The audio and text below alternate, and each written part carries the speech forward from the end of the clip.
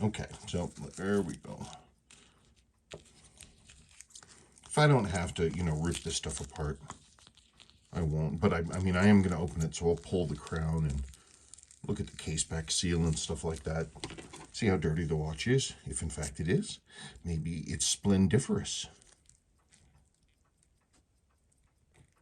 Whoa, that back.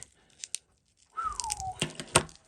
That was almost stiff enough to be for Big Bertha time. There we go. That's what I'm looking for. Boop. Oh, it's paint.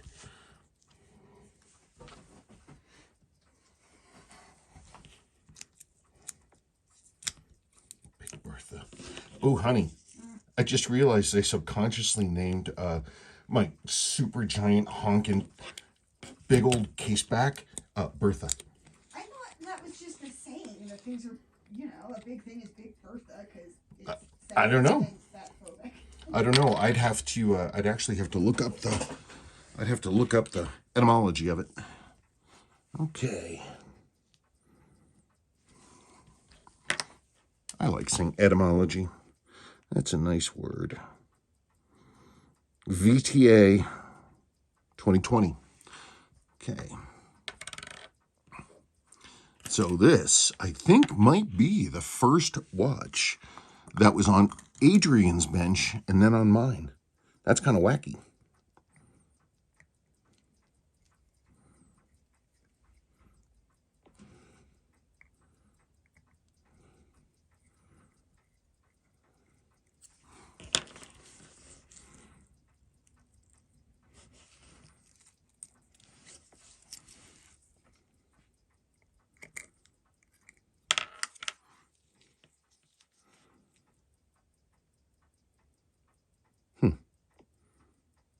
Bit dusty in here.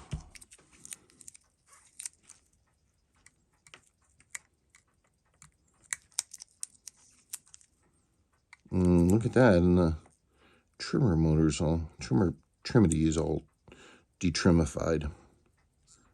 Somebody needs to sharpen their screwdriver. Case is dirty. Tell you that for nothing. Oop.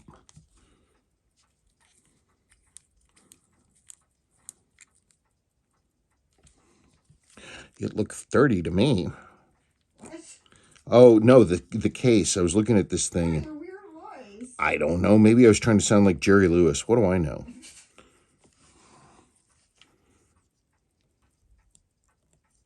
Dirty. Seal looks okay, but it is dirty. Okay. I'm gonna use my discretion and that seal feels good. Yeah, that seal feels good. I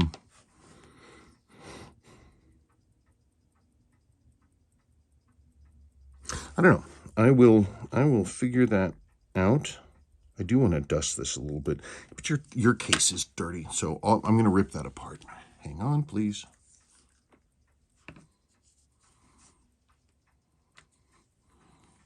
Pretty, isn't it? Isn't that pretty? It's just got a little bit of that tan biscuit loom color. That's 77. You can kind of see it. It's really pretty. These are just such elegant dials. And I love that the text is all white. And it's so simple. And I swear, personally, one of SEIKO's greatest handsets. I love these handsets. Yeah, look at that beautiful puffy loom.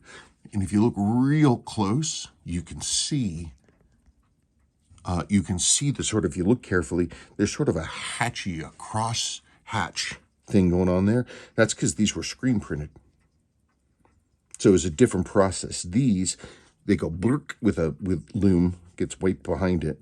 And these were printed as they went along the dial conveyor belt. Okay, so I'm going to put this to one side for now. And I'm going to rip this case apart. Okay, I started pulling the screws and then realized I wasn't filming.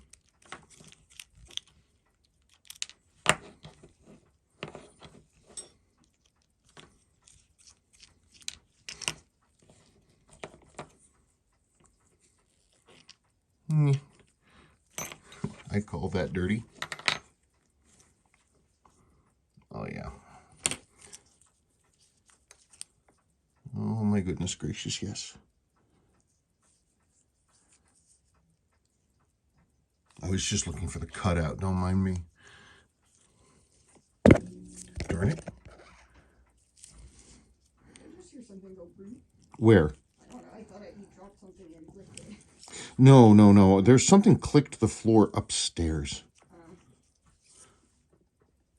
There is... Oh, that's pretty good. I mean, it's dirty, but... but I'm sure the seal looks like it's pretty okay.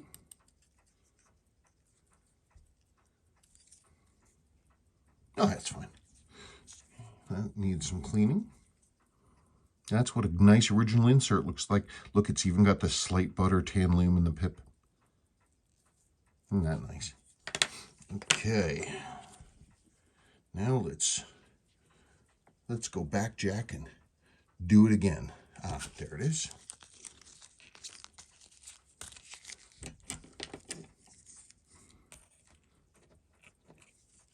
There she blows. And there's Mr. Crystal.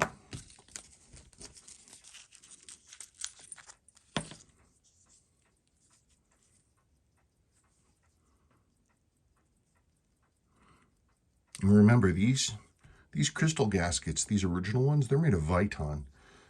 So essentially they don't age. SEIKO's directions on these L crystal gaskets is to rinse them in alcohol, allow them to air dry, and put them back in. After I do that, I do put a really super light, basically I grease these up, silicone grease. Not a ton, just a little. Because for one thing, it makes putting them back in so much easier. I'll look at your crystal. I'll have to clean this too. And now... Yeah, I think that needs cleaning. Okay, we got that, the internals. So I'm going to go ahead and clean everything, and then I'll come back. If I need to, I will get in here and clean that out. I mean, I could do it without removing the mail post. I don't like to, but I could at least clean it out. Okay, I'll see. Going back together. I'm just showing you this so you can see. 423.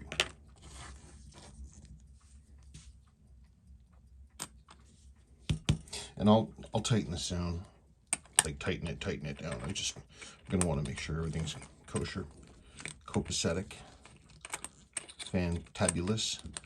Would you stop it? There we go. I'm just gonna snug that down. I will come back to that and really honk it down.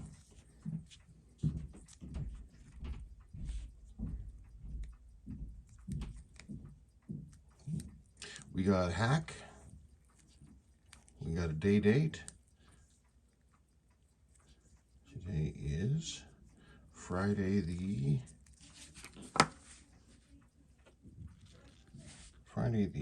14th.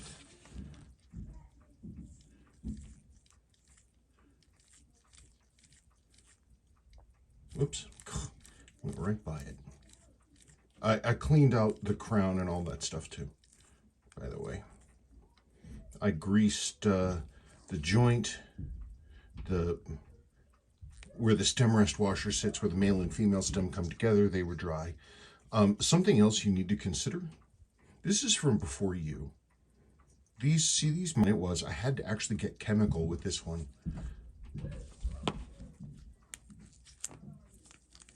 I'll snug this down later when I'm off camera.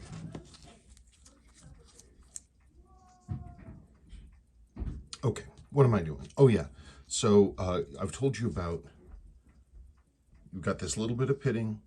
It's not deadly, but it's just something to be aware of. Somebody let this get real dirty, as I said, for a long time.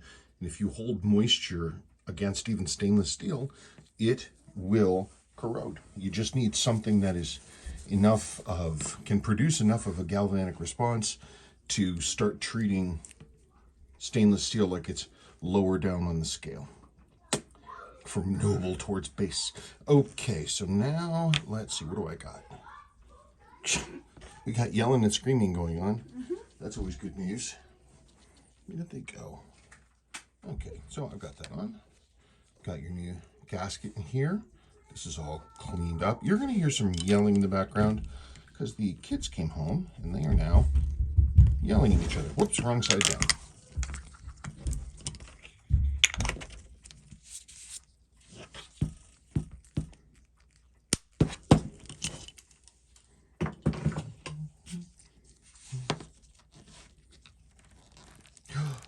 Just like butter. Like butter. You always want these to be just definitely on the light side because it's harder to grip and you need more room to do that. We have that. We have these. Well, it looks like that. Okay, and we have this. Yeah, you see it's got, your shroud's got a little pitting around there too. Again, just keep it clean. I'm sure that this was from the owner before you.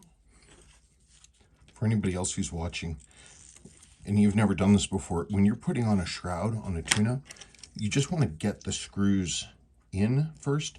When you get the first one in, don't tighten it down, because if you do, and if the ring is even slightly misaligned, you're going to have a devil of a time getting the other screws in. So what I do is I just, come on.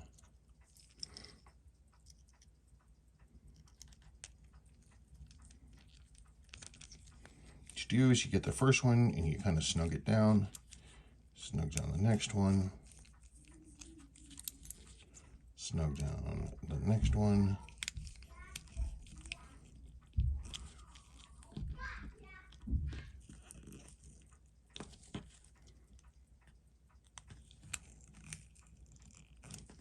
Okay, now we just have to set it for the right time, which is, looks like it's 4:10.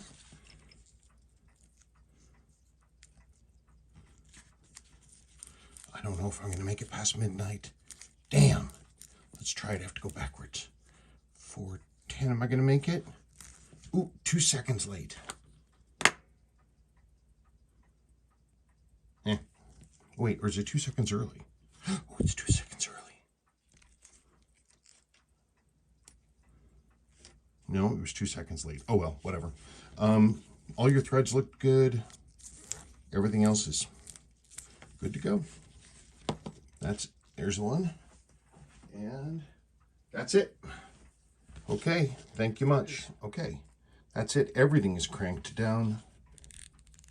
Just like butter. It's exactly what we want. Very nice. Yeah, look at that little bit of tan loom there. Isn't that pretty? Just see the two different colors. The white of the paint on the background and the light biscuity tan. Butter tan right there, you can see it. Of that loom. That's a nice watch. Okay, thank you.